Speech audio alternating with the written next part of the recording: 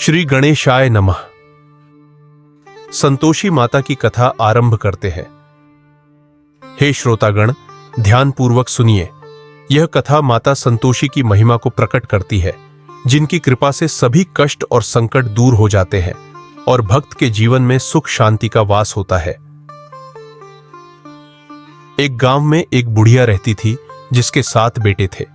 6 बेटे कमाने वाले थे और एक बेटा निकम्मा था। बुढ़िया मां 6 पुत्रों का झूठा 7वें पुत्र को देती। 7वां पुत्र एक दिन अपनी पत्नी से बोला, देखो मेरी माता का मुझ पर कितना प्रेम है। वह बोली, क्यों नहीं, सबका झूठा बचा हुआ तुमको खिलाती है। वह बोला, जब तक आंखों से न देखे मान नहीं सकता। पत्नी ने हंसकर कहा, देख लोगे तब तो मानोगे। कुछ दिन बाद एक बड़ा त्योहार आया। घर में 7 प्रकार के भोजन और चूरमा के लड्डू बने। वह पत्नी की बात को जांचने के लिए सिर दर्द का बहाना बनाकर पतला कपड़ा सिर पर ओढ़कर रसोई में जाकर सो गया और कपड़े में से सब देखता रहा। 6 भाई भोजन करने आए।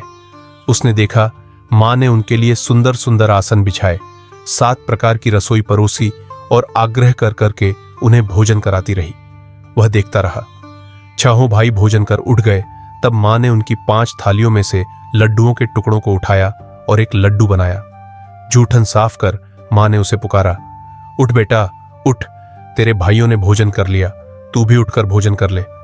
उसने कहा, मां मुझे भोजन नहीं करना, मैं परदेश जा रहा हूं। माता ने कहा, कल जाना हो तो आज ही जा। वह बोला, हाँ हाँ जा रहा हूं। यह कहकर वह घर से निकल गया। चलते समय उसे पत्नी की याद आई। वह गौशाला में कंडे थाप रही थी। वहां जाकर वह बोला, मेरे पास तो कुछ नहीं है, यह अंगूठी है, सो ले लो और अपनी कोई निशानी मुझे दे दो। वह बोली, मेरे पास क्या है, यह गोबर भरा हाथ है। यह कहकर पत्नी ने उसकी पीठ पर गोबर के हाथ की थाप मार दी। वह चल दिया। चलते चलते दूर देश में पहुंचा। वहां एक साहूकार की दुकान थी। वहां जाकर बोला, सेठ जी मुझे नौकरी पर रख लो। साहूकार को नौकर की सख्त जरूरत थी। साहूकार ने कहा, काम देखकर तनख्वाह मिलेगी। उसने कहा, सेठ जी जैसा आप ठीक समझे। उसे साहूकार के यहां नौकरी मिल गई। वह वहां दिन रात काम करने लगा। कुछ दिन में दुकान का लेन देन, हिसाब किताब, ग्राहकों को माल बेचना, सारा काम करने लगा। साहूकार के 7-8 नौकर थे। वे सब चक्कर खाने लगे, लेकिन उसने अपनी लगन, परिश्रम और ईमानदारी से सभी को पीछे छोड़ दिया। उसे अपने की का फल मिला। सेठ ने भी उसका काम देखा और 3 महीने में ही उसे मुनाफे में साझीदार बना लिया। परिश्रम करते करते 12 वर्ष में ही वह नगर का नामी सेठ बन गया और सेठ अपना सारा कारोबार उस पर छोड़कर बाहर चला गया। इधर उसकी पत्नी पर क्या बीती वह सुने। सास ससुर उसे दुख देने लगे। गृहस्थी का काम करवाकर उसे लकड़ी लेने जंगल में भेजते। इस बीच घर की रोटियों के आटे से जो भूसी निकलती, उसकी रोटी बनाकर रख दी जाती और फूटे नारियल की नरेली में पानी दिया जाता। इस तरह दिन बीतते रहे। एक दिन वह जब जंगल में लकड़ी लेने जा रही थी, तब उसे रास्ते में बहुत सी स्त्रियां संतोषी माता का व्रत करती दिखाई दी। यह वहां खड़ी होकर पूछने लगी, बहनों, यह तुम किस देवता का व्रत करती हो और इसके करने से क्या फल होता है? इस व्रत के करने की क्या विधि है? यदि तुम अपने इस व्रत का विधान मुझे समझाकर कहोगी तो मैं तुम्हारा बड़ा एहसान मानूंगी। उनमें से एक स्त्री बोली, सुनो, यह संतोषी माता का व्रत है।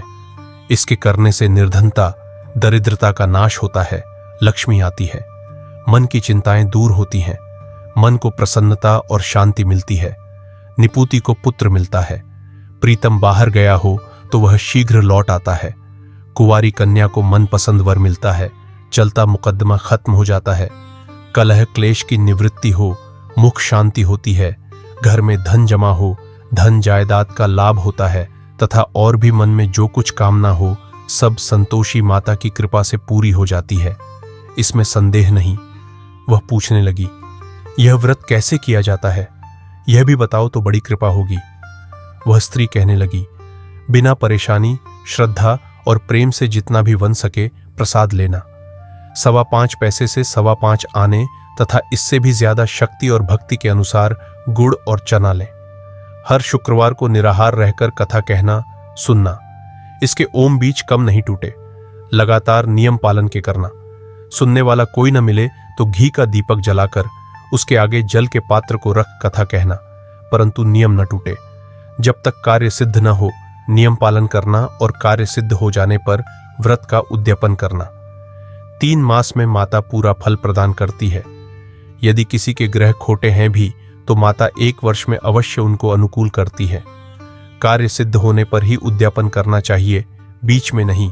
उद्यापन में 2.5 सेर आटे का खाजा तथा इसी अनुसार खीर तथा चने का साग बनाना। 8 बच्चों को भोजन कराना। जहां तक मिले देवर, जेठ, भाई बंधु, कुटुंब के लड़के लेना, न मिले तो रिश्तेदारों और पड़ोसियों के लड़के बुलाना। उन्हें भोजन करा, यथाशक्ति दक्षिणा दे, माता का नियम पूरा करना। ध्यान रखना उस दिन घर में कोई खटाई न खाए। यह सुनकर वह वहां से चल दी। रास्ते में लकड़ी के बोझ को बेच दिया और उन पैसों में गुड़ चना ले माता के व्रत की तैयारी कर आगे चली। रास्ते में संतोषी माता के मंदिर में जा माता के चरणों में लौटने लगी। विनती करने लगी, माँ मैं दीन हूं, निपट मूर्ख हूं, व्रत के नियम कुछ जानती नहीं, मैं बहुत दुखी हूं। हे माता मेरा दुख दूर कर, मैं तेरी शरण में हूं। वह उद्यापन की तैयारी करने लगी। जेठ के लड़कों को भोजन के लिए कहने गई, उन्होंने मंजूर किया, परंतु पीछे से जेठानी ने अपने बच्चों को सिखलाया, देखो रे, भोजन के समय सब लोग खटाई मांगना जिससे उसका उद्यापन पूरा ना हो। लड़के भोजन करने आए, खीर पेट भरकर खाई, परंतु बात याद आते ही कहने लगे, हमें कुछ खटाई खाने को दो, खीर खाना हमें भाता नहीं, देखकर अरुचि होती है। लड़के उठ खड़े हुए, बोले, पैसे लाओ। भोली बहू कुछ जानती न थी, उसने उन्हें पैसे दे दिए। लड़कों ने बाजार जाकर उन पैसों से इमली खरीदी और खाई। ये देखकर बहू पर माताजी ने कोप किया। राजा के दूत उसके पति को पकड़कर ले गए। अब सब मालूम हो जाएगा जब जेल की रोटी खाएगा। बहू से यह वचन सहन नहीं हुए। वह संतोषी माता के मंदिर में गई और कहने लगी, माता तुमने यह क्या किया? हंसाकर क्यों रुलाने लगी? माता बोली, पुत्री तूने मेरा व्रत भंग किया है, इतनी जल्दी सब बातें भुला दी। वह बोली, माता भूली तो नहीं हूं, न कुछ अपराध किया है, मुझे तो लड़कों ने भूल डाल दिया, मुझे क्षमा करो मां। मां बोली, ऐसी भूल भी कहीं होती है? ये बोली, अब कोई भूल नहीं होगी। अब बताओ मेरे पति कैसे आएंगे? मां बोली, पुत्री जा, तेरा पति तुझे रास्ते में ही आता मिलेगा। वह मंदिर से निकलकर बाहर आई तो रास्ते में उसे अपना पति आता हुआ मिला। उसने पूछा, कहाँ गए थे? वह बोला, इतना धन जो कमाया है उसका कर राजा ने मांगा था, वह भरने गया था। वह प्रसन्न होकर बोली, भला हुआ, अब घर चलो। फिर अगला शुक्रवार आया। वह बोली, मुझे माता का उद्यापन करना है। पति ने कहा, ठीक है करो। वह फिर जेठ के लड़कों से भोजन को कहने गई।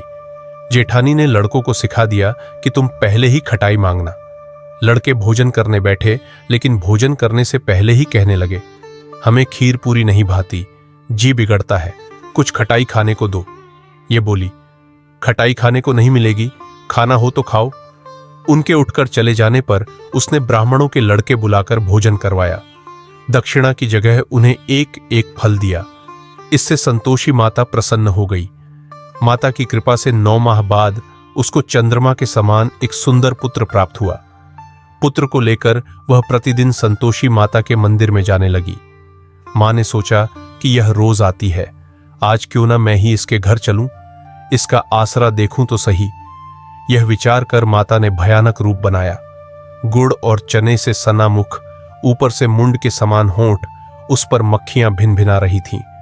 दहलीज में पैर रखते ही उसकी सांस चिल्लाई, देखो रे, कोई चुड़ैल डाकिनी चली आ रही लड़को, इसे भगाओ नहीं तो सबको खा जाएगी।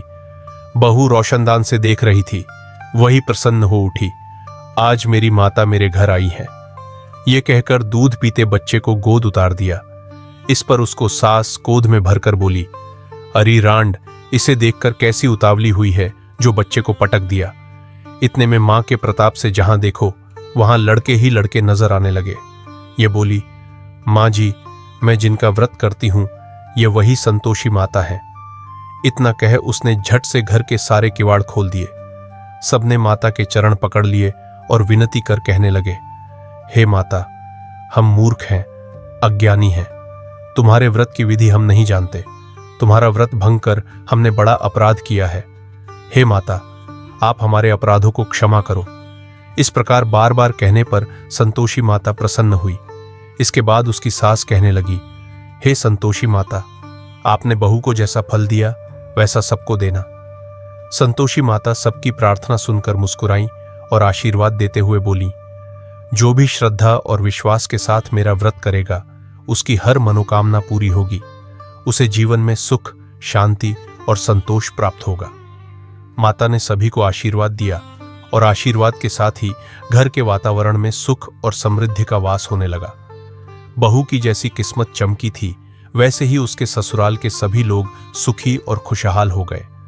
सास का व्यवहार भी बदल गया और वह बहू को बेटी की तरह मानने लगी। घर में हर दिन खुशी और संतोष का माहौल बना रहा। नौकरी से लेकर परिवार के सदस्यों की सेहत तक हर जगह संतोषी माता की कृपा बरसने लगी। घर में धन दौलत की बरकत हुई और सबके दिलों में संतोष का भाव बना रहा। इस प्रकार जो भी संतोषी माता का व्रत करता है और सच्चे मन से श्रद्धा रखता है, उसकी हर मनोकामना पूरी होती है। माता के आशीर्वाद से उसका जीवन सुख और शांति से भर जाता है। जो भी श्रद्धा और भक्ति से संतोषी माता का व्रत करता है, उसे जीवन में कभी भी कोई कमी महसूस नहीं होती। माता सबकी मनोकामनाएं पूरी करती हैं और संतोष देती हैं। सभी को संतोषी माता का व्रत विधि पूर्वक करना चाहिए, जिससे जीवन में सुख, शांति और संतोष बना रहे। जो यह कथा सुने या पढ़े, उसका मनोरथ पूर्ण हो। जय संतोषी माता।